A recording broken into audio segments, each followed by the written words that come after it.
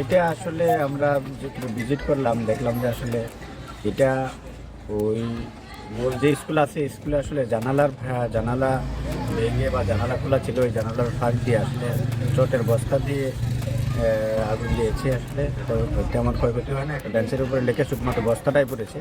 তা পরবর্তীতে আসলে স্কুলে যে নাইট গার্ড বা যারা ছিল তারা আসলে টের পেয়ে এটা তাৎক্ষণিকভাবে এটা প্রমুক্ত করতে আসলে সক্ষম হয়।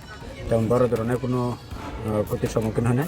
তো আসলে আমাদের কাছে এটা যেটা মনে হচ্ছে যে এটা আসলে প্যানিক তৈরি করার জন্য এটা আসলে করা হয়েছে। তারপরে আমরা আমাদের পক্ষ থেকে আমরা খতিয়ে দেখতেছি, আমরা এটা আসলে হালকাভাবে নিচ্ছি না, আমরা এটা তদন্ত করে দেখতেছি। আচ্ছা, ভোট গ্রহণে এটা আমাদের কাছে আসলে ঝুঁকিপূর্ণ মনে হচ্ছে না, কারণ আমরা আমাদের পুলিশের পক্ষ থেকে এবং সমস্ত আইন শৃঙ্খলা বাহিনী এখন মাঠে আছে, আমরাও সার্বিকভাবে তৎপর আছি। এটা আমাদের স্কুলের 7টা বুথ হবে, এর মধ্যে প্রথম বিল্ডিংয়ে 3টে আর পুরান বিল্ডিংয়ে 4টে, এর মধ্যে এই শ্রেণী কক্ষটা একটা বুথ কক্ষ।